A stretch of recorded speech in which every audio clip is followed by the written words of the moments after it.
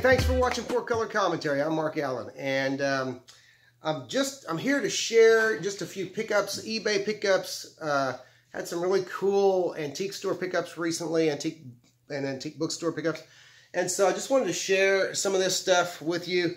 Also have a haul that I'm going to do here, maybe one long video or two shorter videos. I'm not sure. Did a $2 comic haul at Shadow Mountain Comics in Tulsa, Oklahoma. But anyway, I'll talk about that on those videos. That's not today, though. But first, I want to start with some books, actually. Comic strip related books. I like, of course, we know we all love comics, but I also love comic strips. Grew up reading comic strips, ended up getting into the old comic strips. Now, if you hear stuff going on in the background, it's our cat. We've been gone for a week. I'm back before the rest of the family, and the cat is going nuts. We've had a friend, a neighbor, looking on the cat, making sure she had food and all that stuff. But right now, she's just going. She picked my video making time to go nuts. So I apologize for any chaos in the background. Anyway, I always enjoyed the comic strips, and found a book that I thought I had lost in the last move. Just happened to find it in a box, and so glad that I did. This is it's actually a World War II era book. But to understand how much, even back then, even in the 40s, how much people enjoyed comic strips in general, this is a 6th printing, copyright 1944. So a 6th printing of this book. This is the Sad Sack, his biography, and 115 cartoons from the pages of Yank magazine. Okay. Reprints, a collection of the Sad Sack strip from Yank magazine. Now, I guarantee you, some of you didn't even know this book was out there. Now, Dust Jacket obviously has seen better days, but again, 1944. I'm just glad the Dust Jacket's still there. And so, anyway, just a great, just a really neat book with the Sad Sack. I don't know if it's an actual biography of George Baker or the biography of the Sad Sack, or both, a little of both. But you can see kind of the form that the story takes place in, and all through the book. Just really cool George Baker work, and I just always loved the Sad Sack. And so just great stuff there. Actually a pretty thick book. I like that. And so anyway, I was so glad to find that, and glad that I hadn't lost that after all. Next, some more books. These are all from the 50s. This is I start with I Go Pogo. If you're not familiar with Walt Kelly's Pogo, more great comic strip work. Funny and just endearing. The characters very, very cool. And just so you know, kind of what the look kind of is. But really cool, funny animal stuff. There's not a lot of funny animal stuff that I like, but I like this. And it's a lot of fun. But this one actually is copyright, let's see, 1950s something. Cat, don't knock my camera over. Got her. There you go. All right. Copyright 1955, or 52, I'm sorry, 52. It is a first printing. That's kind of cool. I was glad to see that. But I Go Pogo, okay, copyright 1955, first printing.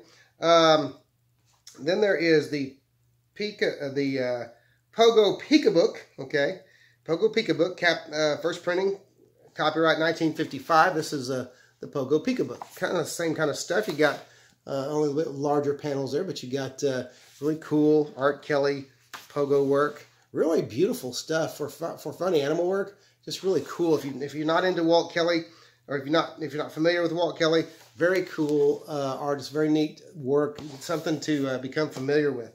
And then the Pogo Stepmother Goose. This is let's see go ahead and see what the copyright is on this. 1954. It is also a first printing, 1954. The Pogo Stepmother Goose. I loved finding it. Found these in an antique store, an antique bookstore in Sand Springs, Oklahoma, for about $5 a piece. They actually were $6 a piece, but the guy at the counter gave me. He said, "Oh, let's round. It was going to be 18. I said, let's round it to 15 and call it good." And we did. So very cool stuff there. Those are going to be a lot of fun to go through. All right. So anyway, there's some of my antique store finds. Next, a couple of eBay finds now, or a couple of eBay purchases. I got Marvel 2-in-1 King Size Annual #1 from 1976. Now, I got this because I just randomly, you ever just randomly pull some comics out of your collection and say, oh, I'm going to read that again. Well, I did that with Fantastic Four Annual number 11 from 1976. Very cool story where the Fantastic Four goes back to World War II and crosses over with the Invaders. Okay, great stuff. Just you know, great story by Roy Thomas, art by John Buscema. And so I had that already in my collection. And then I get to the end of it, and I'd forgotten, I guess, if I ever knew that story continued in that year's Marvel 2-in-1 Annual. So I had to go on eBay because I thought I had this, and I started looking. I was like, what? So I had to go on eBay, buy this before I could read the rest of the story. And lo and behold, guess what? It didn't end there. But luckily, I had Marvel 2-in-1 number 20, the thing in the Liberty Legion. Had that one, so I was able to read to complete this trilogy, this 3-part story. And so anyway, that's why I ended up having the Marvel 2-in-1 number 1, Annual number 1. But you know, I enjoyed that story so much, and I enjoyed the Liberty Legion so much, and Sal Buscema's art on the 2-in-1 Annual and 2-in-1 number 20, that I went ahead and I thought, you know, I'd really like to have that first appearance of the Liberty Legion. And so I found that in Marvel Premiere number 29. I think that's the first appearance. Anyway, I snagged that off of eBay and just went ahead and got it for a deal. And so I was happy to have that. Now, it is not Sal Buscema art, unfortunately, but it is Roy Thomas doing the story. And he just really loves those. Roy Thomas loves those World War II era heroes and stories. And so I was glad to have that. So a couple of eBay purchases from since my last video there. And glad to have those. Now, you remember this book from my last video? This was the video game reprint of Hulk number 1 with that Amanda Connor cover on there, homage cover, and that was so cool. Well, I found out they did more than one cover on that book. Now, to me, to a guy who likes reprints of the classic stories, to a guy who also likes, you know, under certain conditions, you know, alternate covers and variant covers, well, there's 3 others. There's 2 others. There's 3 total. Well, I found one of the others. It is also an Amanda Connor and Jimmy Palmiotti cover, and there it is. It is another kind of portraying that chapter 2, I believe it was, of Hulk number 1. Let me take that out. There's a lot of shine on that sleeve. I don't like these. I call them crispy Mylar sleeves. I don't like the way they sound. I don't like the way they feel. So I will be rebagging and reboarding it. Because they split. Where they have a fold in them, they end up eventually splitting and catching on your comic like it just did. All right, there you go. So there it is out of the plastic. There's another version of that series. I will be pressing this. But then there's one other version of that comic. So very cool reprints of Hulk number 1, first appearance of the Incredible Hulk with alternate covers. There's 3 of them out there. I know what the other one looks like. I've looked it up and seen it. I'm just waiting for it to pop up on eBay. And I'll be purchasing that. And then I'll have that little trio of covers. Now, let's see how I want to do this. This is just kind of an odd book. Every once in a while, I do like to take a chance on just an old independent book, especially from the 80s and some from the 90s. But this is, you've heard of the Man of Steel. Well, this is the Man of Rust. Okay, the Man of Rust. This is obviously a humor book, kind of poking some fun. What did you just do, Cat? Cat just set off the keyboard. So talk amongst yourselves for just a moment. What did you do? There we go. Oh my, the joys of owning a cat. You know, Night Tiger's cat never does stuff like this on his videos. Okay, so the Man of Rust, the retold story. I don't know anything about this book. It just caught my eye. It was in the dollar bin, and I like satire books. I like books that pay homage to famous characters. He's obviously paying homage to to the Man of Steel there. Haven't read it yet, but I will. It is black and white, and so there you go. So some cool stuff there, and I just thought, yeah, you know, it was a whim. It was buy that on a whim, and really enjoyed it. I'm really going to enjoy it, I think. So it'll be a lot of fun to read. All right, next is just a couple of cool finds I got in the last few weeks at Vintage Stock. This is a Daredevil, the March for Death, the first March for Death trade paperback, printed I think in 1991 or 92. But the point is, it reprints. I got it for $1.99, $1.99 for that trade paperback, and it prints all Frank Miller stories. It prints numbers, trying to find them. Oddly enough, it has all the covers in the center of the book there, okay? So it reprints numbers 159, 160, 161, 163, and 164, okay? So some 5 really cool Miller stories. Really nice shape, that book. I had this years ago. I loved it. I bought it when it first came out. And I sold it a long time ago, back when these early Marvel trades were real popular. They kind of ebb and flow in popularity. But for $1.99, I was like, yeah, I'll read that again and have that on my bookshelf again. So I will. I don't know why I'm putting it back in a bag, but for now I will. And then bought this for half price. It was BOGO, buy one get one at Vintage Stock a couple of weeks ago. Bought an issue of Black Magic number 8, which is reprinting Golden Age stories. For $2.99, basically $1.50, and so thought that was worth the $1.50 to get one of those. I don't have very many Black Magic, and so that was fun. All right, fun to pick that up. All right, a couple of books I picked up, having picked up my new books at Comic Empire this last week, and found a couple of very cool old books, Silver Age both. I found Frankenstein number 3 in really nice shape. I'm going to take it out of there and let you see it. But I was really happy to find this book for a good price, okay? Still got some great gloss on it, okay? So there's Frankenstein fighting an evil doppelganger of himself there. Frankenstein number 3. If you don't know about this, Dell did one issue of Frankenstein, doing it the kind of the Universal monster Frankenstein, and then after that, for whatever reason, they decided to make Frankenstein a superhero and put a red and blue costume on him with it, you know, and so there you go. Go figure, all right. But then also a very, very cool old book. This is Alarming Adventures number 2. That's a thrill adventure. Let's see who. Published bi-monthly by Illustrated Humor, okay, by Illustrated Humor Incorporated.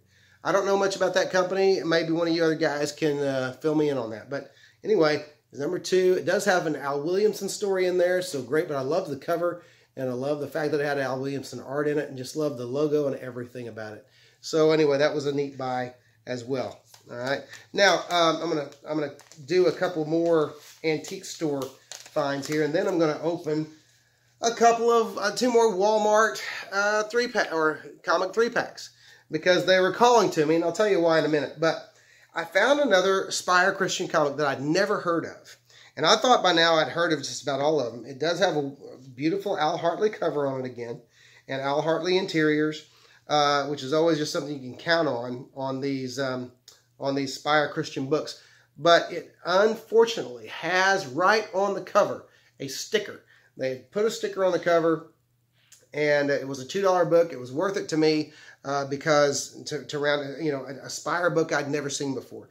It is going to need a press, but it will take well to a press, I can tell.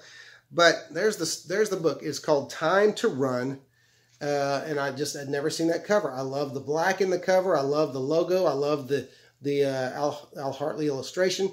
Time to Run, Spire Christian Comics. But there's that sticker. And I need some pointers, guys. I need some pointers. How do I get a sticker off of a book? Can you get a sticker off of a book? If not, that's fine. I'll eventually find one. Once I'm looking for it now, I know it's out there, I'll find another one of these. But I would like to know, just for my own educational sake, how do you get a sticker off of a book? Is there a way to do that? So I'd like to have your help on that, if you would. All right. So anyway, I was glad to find that book, though. And so love those Spire Christian books. Time to Run, Al Hartley cover, Al Hartley interiors. Love it. All right. Let's see. Okay, this one I found just today on my way back home, coming through a little town called Veneta, Oklahoma, and it is banged up.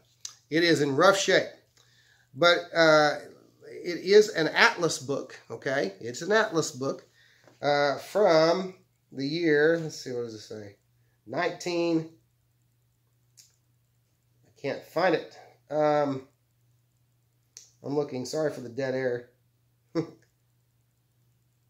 1953 issue, so Golden Age.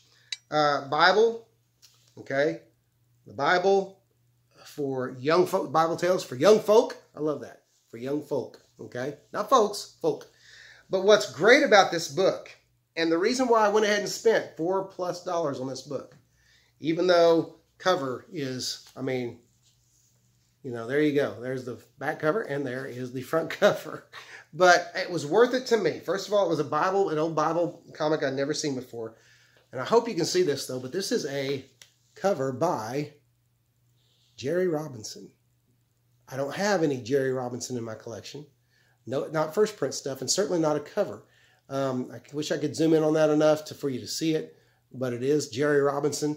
And just very cool. I love even though it's beat up and it's a little bit soiled, some browning, but that white cover with those colorful stark figures on there, the Jerry Robinson cover, I couldn't pass it up.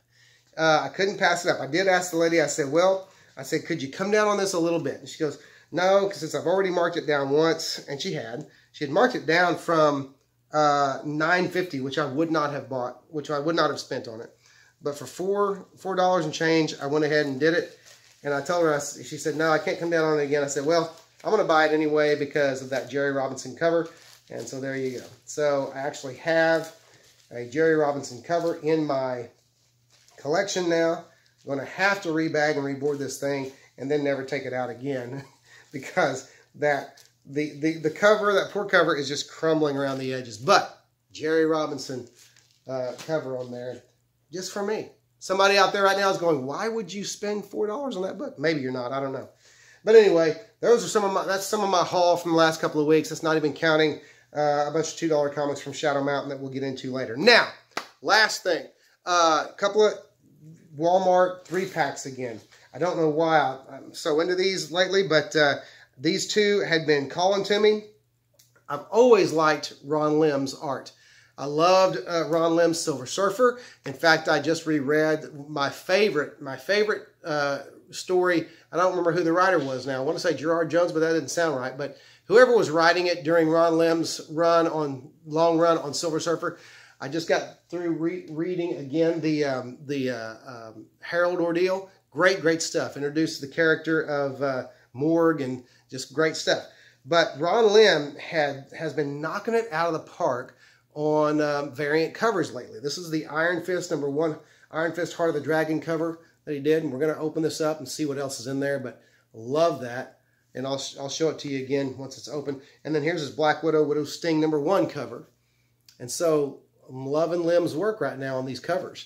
And so I thought also there's going to be lenticulars most likely in here. The off chance there won't be, but I think there will be in all of them. So we're going to open them up. All right. So let's see here. Always do it on the cardboard side. No chance of slitting a comic. And I like to get two sides open. That makes it easier to pull them out. So I'm opening up the one with Iron Fist first to kind of see what we have here. All right. So there goes the plastic. All right, there's that Iron Fist cover. It's so gorgeous. Way to go, Mr. Lim.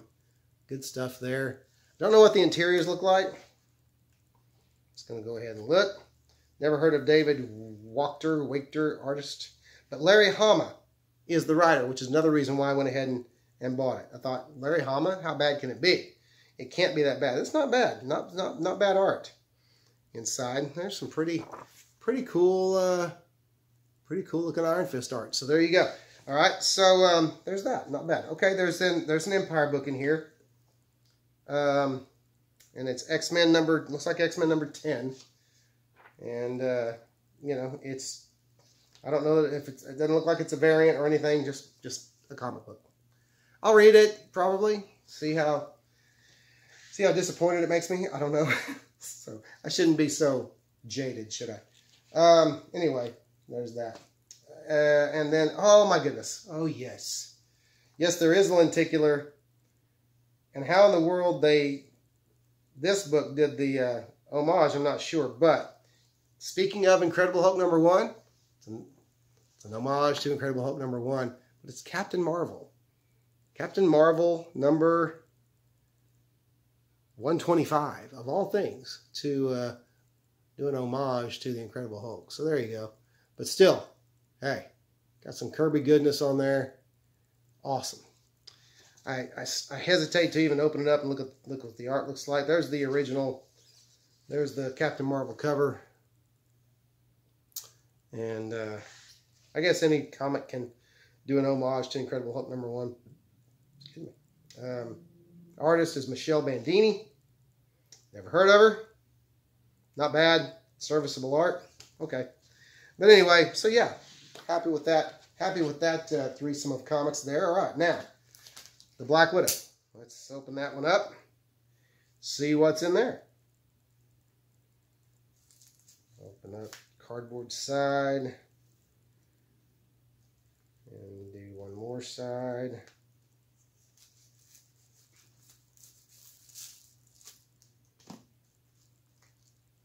Oops. All right, this isn't working.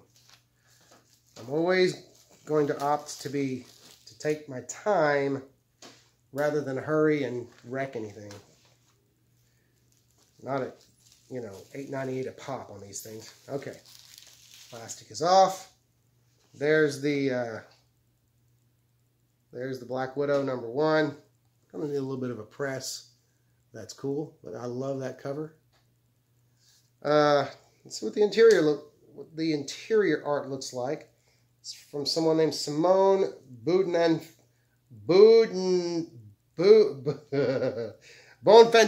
maybe. I don't know. Okay. Okay. Not bad. There's a look at the interiors. Hey, there's at least some substantial print or substantial language to the characters. Lots of word balloons. Something to read there. You know, it's not a comic that you can zip through in 2 minutes. There's some cool action going on there. So, okay, this one, I'll definitely give this one a read because I like the Black Widow character. Okay. Next, this might be something. This is a concept design variant for Poe Dameron number 1. So that might be something. I don't know. I just don't know. Some of the concept covers are heating up, but I don't know about that one. So, interior art is nice. Tom Taylor story, Ramon Rosanas art. Not bad art. I'm not really into Star Wars comics, but I'll probably read it just for the heck of it. Oh yes, I just saw the lenticular. This is great. I have not lost yet on these lenticulars. No, in other words, no doubles. I haven't had any doubles on lenticulars yet. Anyway, happy to have that Poe Dameron. That might be worth flipping. All right. This is an homage to Iron Man number 150. It is the Invincible Iron Man number 593. And trapped in a duel for the legacy of Tony Stark, Ironheart faces Dr. Doom. So there is the actual cover. Okay. And here's the homage cover. And beautiful. There's the original by John Romita Jr., of course. I don't remember if Bob Layton inked that one or not. But it's gorgeous. So love that. All right. So I'm happy. I'm happy with those. All right. Well, anyway, that's it. It's hot in here. That's it. And just some cool stuff to get you thinking about maybe stuff you didn't know was out there as far as the old stuff. Do look into Walt Kelly and see what kind of work of his you might find out there that you like. Just kind of maybe do some research. And got a real cool history his strip does. And so I've always been a fan of Pogo ever since I discovered it, so hope you will too. Always good to broaden our horizons and find new stuff that we enjoy. Anyway, thanks for watching. Hey, if you haven't, go ahead and subscribe. We'd love to have you subscribe. And anyway, just keep back and watching, and keep coming back and watching. And I'll be making more videos. Soon be making that $2 haul. And I think I'll probably make it in 2 shorter videos, because this video here has already gone almost half an hour. And I don't like doing that. But anyway, that's all. That's it, and that's all. Thanks for watching, and we'll see you next time.